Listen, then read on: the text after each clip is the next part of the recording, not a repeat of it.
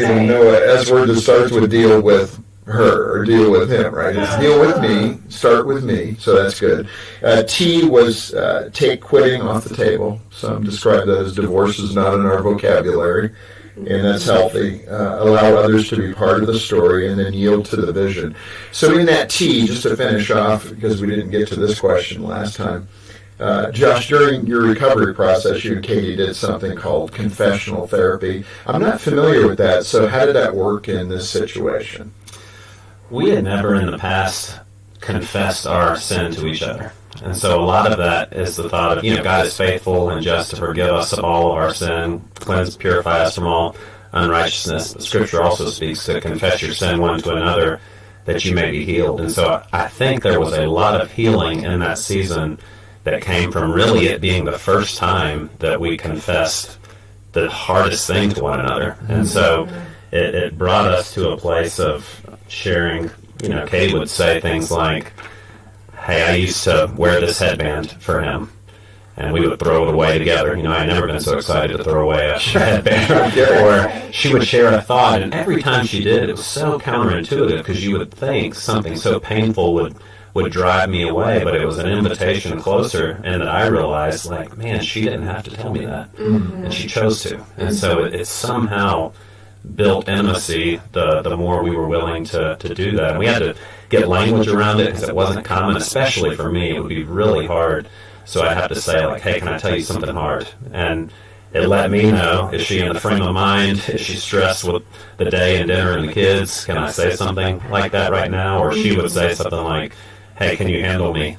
And that was her way of saying, hey, I'm about to say something that could hurt you. And I would have to, this is a good time. Right. Well, that's good. Transactional. Because you can be in not a very good emotional place. And that's the last thing you want to hear, right? Yeah. Moving on into that, allow others to be part of the story. What does that look like? I mean, that could be really dangerous, I would think, initially, that, can you trust these people? Yeah. If you're going to talk about your situation? Well, one thing that helped us in this part of our story is I had a night, probably the lowest night of our whole story, where Josh had found out something I had not confessed to him.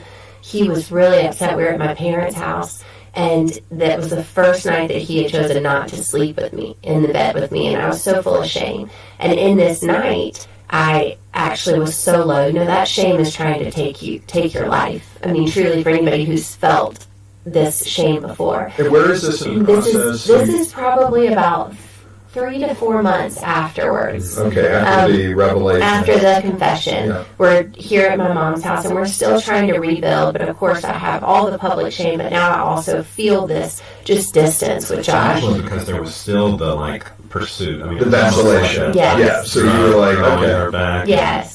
And so in this night, I honestly got a knife. I mean, I was feeling so low, but I also had my Bible beside me, and I pulled my Bible towards me. And in this low moment, I started to hear God's voice. And I started to hear him say, Katie, I love you. I have plans for your life. Once I could start to hear the voice of God again, I realized he was kinder than any Christian I'd ever known. Any Christian. Yeah. He is that loving and that kind. And that freedom started to help me understand that we didn't have to hide anymore from other people. We had been the pastors, the leaders. You have to know what you're doing. You have to have it all together. Yeah. But that changed in our story, because we started to realize, why would I fear man when I have a loving God who knows everything, who still loves us? Yeah, and I think for me, that's where early on, part of it was what I would say was adulting. We were in our early 20s. And had gotten master's degrees, started building a family, our first professional jobs, and no one put it on me, but I just felt this pressure to posture, to be the man that had answers, to be successful. I think that's very normal. Yeah. And that's what we think we have to do, even though we're inadequate Yeah. at doing it. We want to picture ourselves as having the answers. Yeah, and it works for you at times until you find yourself in a situation that you can't fix. And so, Katie, I don't want to rush by that, because that was a suicidal ideation. And you're thinking, the fact of a knife and a Bible right there, that's quite powerful. Well, John 10:10's always been our life verse. Yeah. We carved it in our driveway of our first home. But we said we didn't pay enough attention to the fact that the first part is a warning. The second part is a promise. But when he says steal, kill, and destroy. And whenever you've been faced with a temptation, or like I said before, when everyone gets lost, at times away from God, but the enemy's goal is to still, kill, and to destroy our lives. And that's what shame is meant to do. That's why, as Christians, we need to draw close to those that are broken with compassion, because that's what Jesus would do, And I would hope in that desperation, especially teenagers, just in the issue of suicide. I mean, there's a suicide hotline. Certainly call for help. Make sure that that pain is known by your family. Yes. My wife's family has suffered that twice, 2 suicides within her family. So it's an unfortunate thing to get to know how to respond in those situations. But it's a desperate time. It's the lowest a human being can be when you're actually thinking of taking your life because of that shame. Yeah, it's so true. And that's when, this is critical moments. There's many critical moments in your life, but you definitely need outside voices, godly voices, counsel. Why I love all that you offer here with Focus on the Family, but that's to allow others to be a part of your story, because we had realized that the enemy was not each other. We had a real enemy that we were fighting, but we also needed guidance to help us rebuild. And so it was easier to do that in brokenness because we were at such a point of humility. But we've encouraged so many couples. Josh always says disciple means learner. So humble yourself. To grow to a new place in marriage, you're going to have to allow others to come alongside of you often, to give you perspective you don't have. When I think about it vocationally, there's probably no greater an example of oil and water than being a pastor and having an affair within that context, either the pastor's wife or the pastor, and it happens. Yeah. But think of the distance between that vocationally, the shame in that. I mean, it's like a judge being on the take, right? It's like not the expected thing, because the way. Yeah. And you're teaching others about the path of righteousness. Yeah. So I can only imagine that shame could run pretty deep. How did you get on your feet spiritually with that? With beyond your small group, you ended up, I think, going to Seacoast Church. Was that after the situation? So we were still in Columbia, and I met a guy named Mac Lake, who seemed to just embody husband, father, pastor, normal guy, but loved God. And he was the first guy that I met that really gave me a vision for the kind of man I wanted to be. So I asked him, hey, if I can cut your grass, wash your car, if there's anything I can do to just be around you. Wow. So I would drive up from Columbia, and he was the leadership development pastor at Seacoast at the time, and we would do goal setting.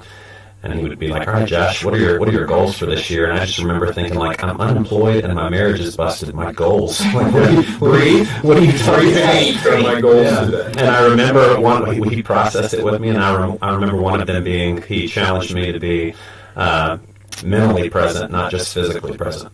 And so even just walking through the process of creating goals like that in a painful season, I just think it was a day at a time, a step at a time, God giving me what I needed for that moment, for that day, and trusting Him with tomorrow. How about you, Katie? What was their message to you? Well, it was incredible. So we moved to Seacoast really to be around Mac and his wife Cindy, and my mom was on staff there as the women's pastor, but we didn't think we would ever do ministry again. I really thought I had taken that from Josh. And we saw Mac as this man and Cindy as people that focused on their family. You think about everybody says, exactly, like everyone says they want to focus on their family, but do they really, And so that's right. But they did. They really prioritized their family. And so when we would sit with them in small group week after week, they just had hope. They had never been through betrayal like we had. In fact, Cindy used to tell me, Mac's just always been my best friend. And I'm thinking, your best friend? I can't stand this man, I was just in such a dark place.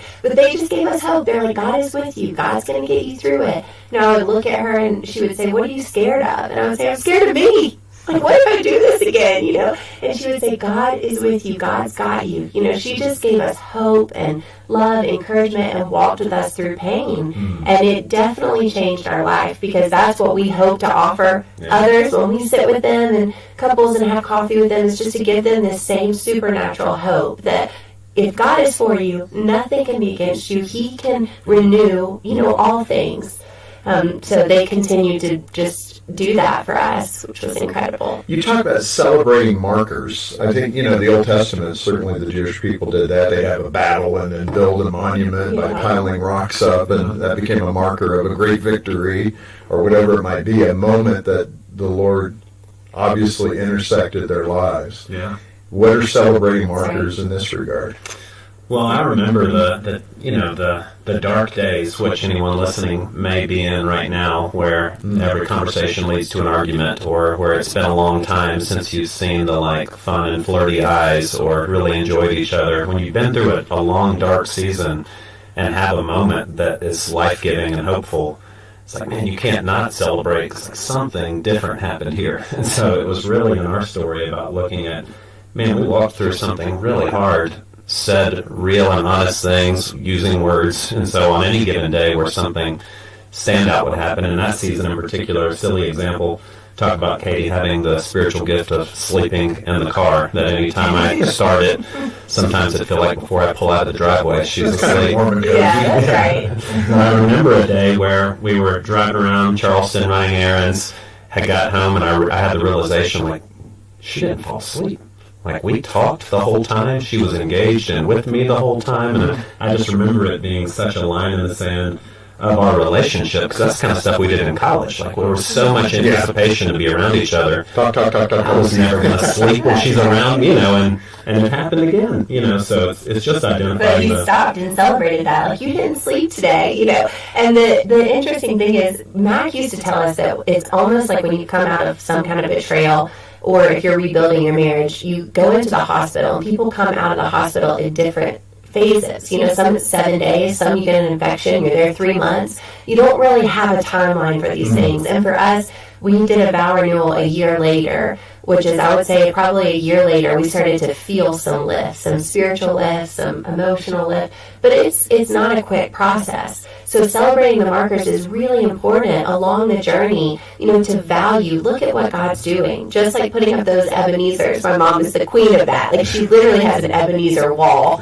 in the back of her yard where she marks God's faithfulness to our family. But these celebrating the markers become really important when you're in seasons of pain. And especially, Josh values faithfulness, obviously. But one of my values is fun. And if you're in a relationship with a person who also values fun, you need some markers of celebration along the way.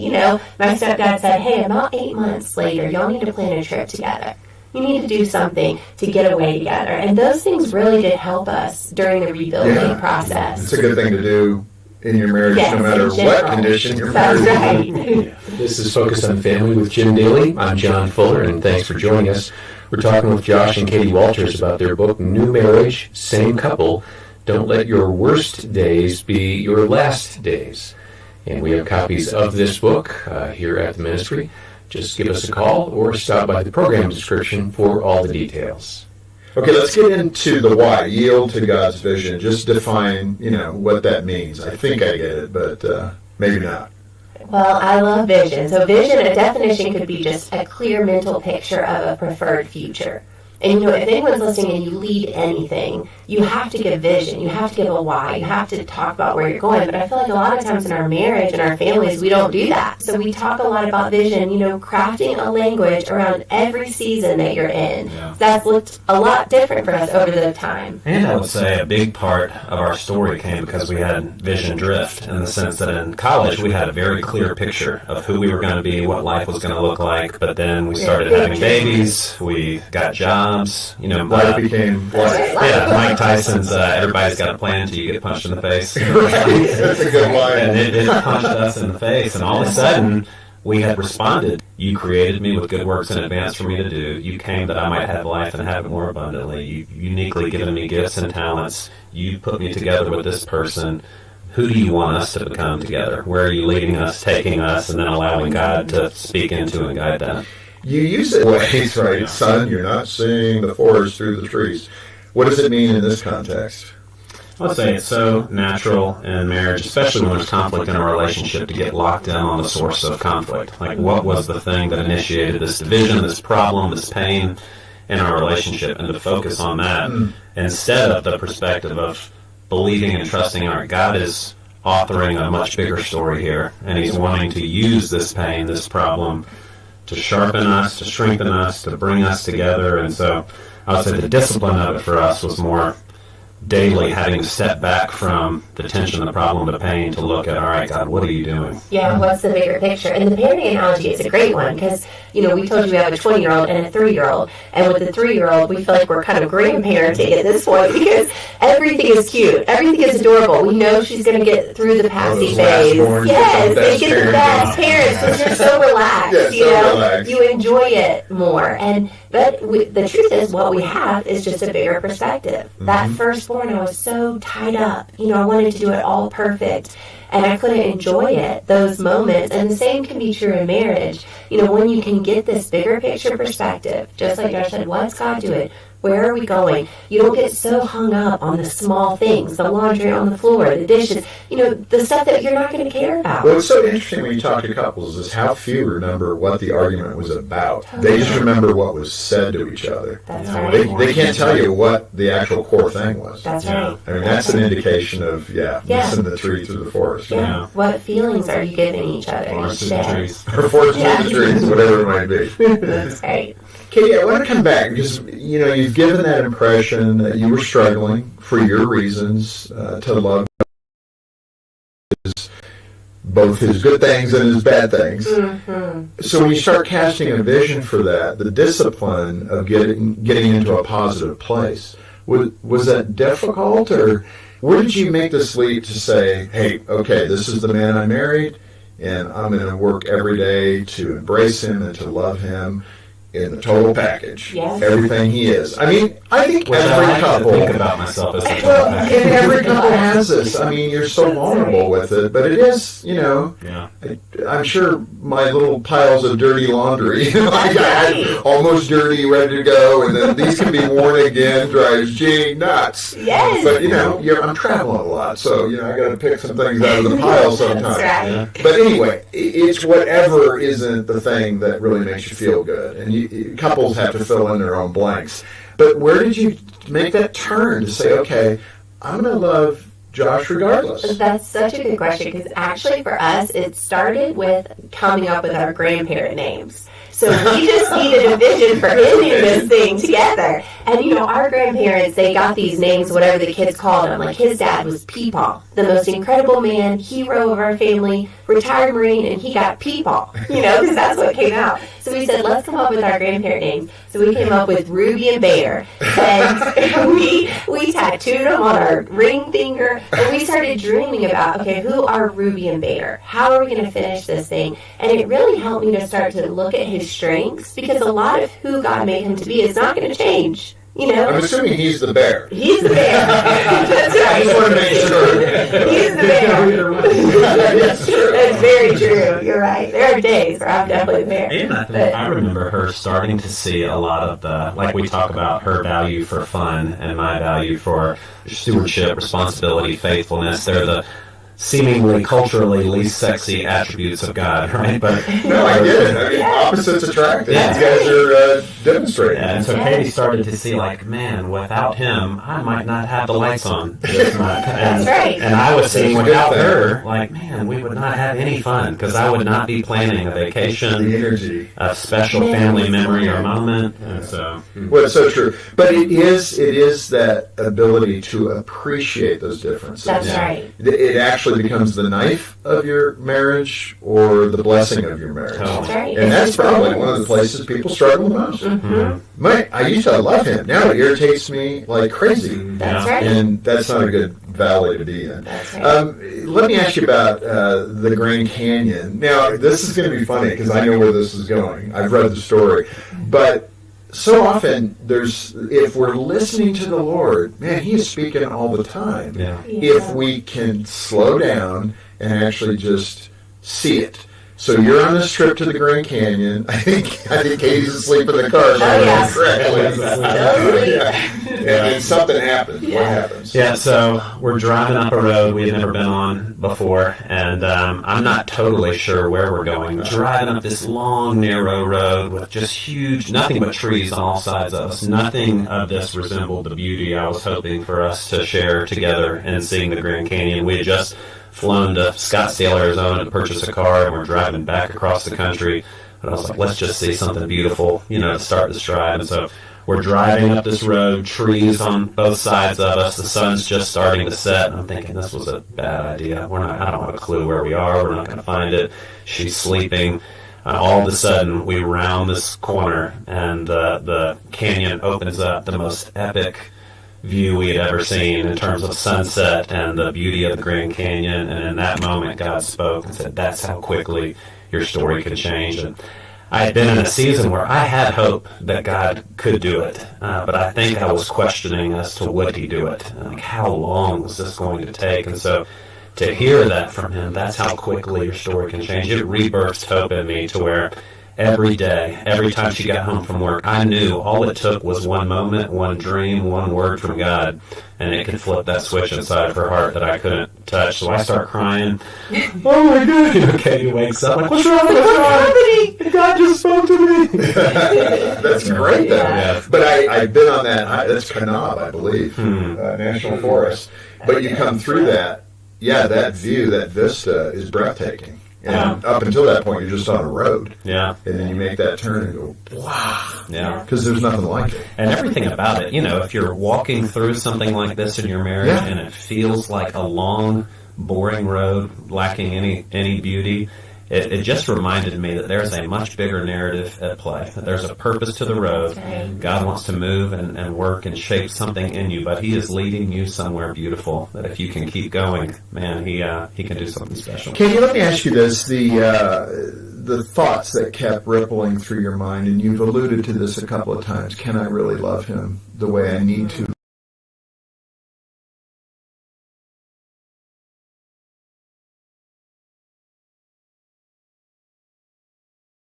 40 more years That's right. with this guy. Yeah. I've got to be able to love him.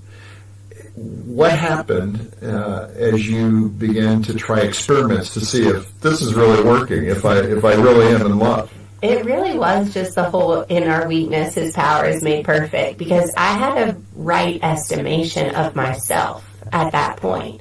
And if you've ever been through a season of deep shame or brokenness, that's the truth. We are all sinners apart from God's grace. So I had a right estimation of myself, but what I think I had a wrong estimation of was his power, his love, who he wanted to be, his active working inside of me.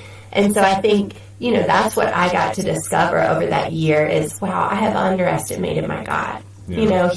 He's not going to leave me in this place of brokenness. He's not going to leave me as this, betrayer. And that's why I think we even love sharing about our pain, because we have seen all the miracles that he's done, Another thing that really encouraged me for that in that season of would the love be real? Like, what could it, the fun, flirty, free, amazing marriage we'd always wanted, could he still do that? That word, bara, in the beginning God created, that word created is bara, and it literally means something from nothing.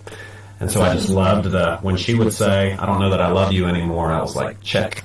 Like, watch him do something from nothing. You mark those words, because I know God can do it. Wow. And he did, yeah. That's pretty amazing you had that attitude rather than some other things you could say. Well, it was good. And it's like, man, I just feel like so much of it, the angels appearing to the shepherds, behold, I bring you good news that will cause great joy for all the people. Like, if you're in a season of marriage where you would say, this is not great joy, then just know that God is not done. Like, he wants abundant life for your marriage. And so if it feels like nothing, just know he is the God of creating something from nothing.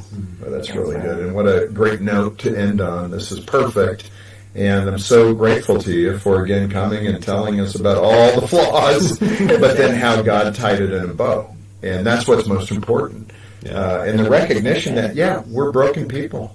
Yeah. And so often in the Christian community, we're trying to put that perfection forward. Yeah. And underneath that little wrapping paper is a lot of brokenness for all of us. So I love that. Just the way you turn toward the Lord and said, okay, Lord, work on me, and then help us. And you're a walking testament. You're your own Ebenezer. That's right. So hopefully your mom has that on the wall. That's right. A picture of the two of you. What God can do to bring a marriage together. And if you're in that spot where it's not working and there's so many thoughts you're having, probably, Lord, where are you? He's there. Let's start that conversation. Give us a call. We have great, caring Christian counselors. And the donors allow us, through their financial support, to have about 20 counselors on staff. And they do this all day long. They talk to couples, talk to people about where they're at, and get them started toward healing.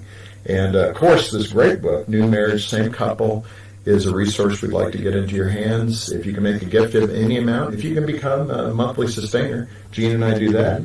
John, you and Dina do that. It's a great way to help the ministry. It evens out the cash flow for the budget for the year. Or a one-time gift. Either way, we'll send you a copy of the book as our way of saying thank you for being part of the ministry. If you can't afford it, we are going to get it into your hands. So just call us and say, I don't have the money right now. We'll get it to you, and we'll trust others will cover the cost of that. Yeah, give us a call. Our number is 800, the letter A in the word family, 800-232-6459. Or stop by the program description. Right there you'll find a link for making a donation. Also for getting a copy of the book, New Marriage, Same Couple, by Josh and Katie Walters. And then finally there's details there about Hope Restored, our marriage intensive. We've referenced it a couple of times these past few days. What a terrific program. If you're struggling in your marriage, talk to a counselor and learn more about Hope Restored. Again, 800, the letter A in the word family, or click the links in the program description. Josh and Katie, thank you for being with us. This is so good. Thank you for having us. We're so grateful. Appreciate it. And on behalf of Jim Daly and the entire team, thanks for joining us today for Focus on the Family. I'm John Fuller, inviting you back next time as we once again help you and your family thrive in Christ.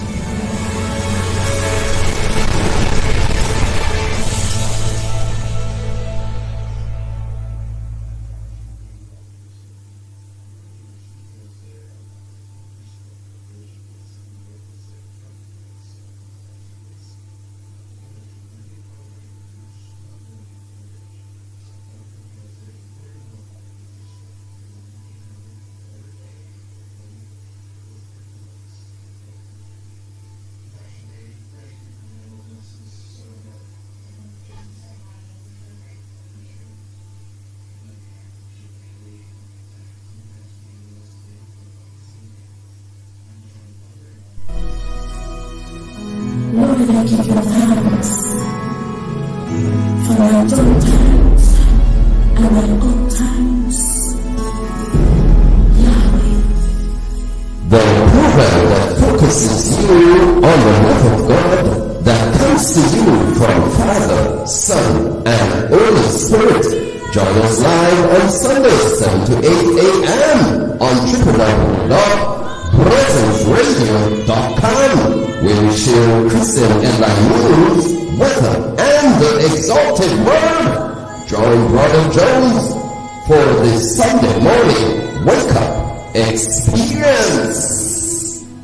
It's the Brother Andrew Show, weekdays Monday to Friday, 6:15 to 8:15 a.m. live on www.presenceradio.com for current news, sports, weather, and great music. Tune in today. It's a morning time gospel experience.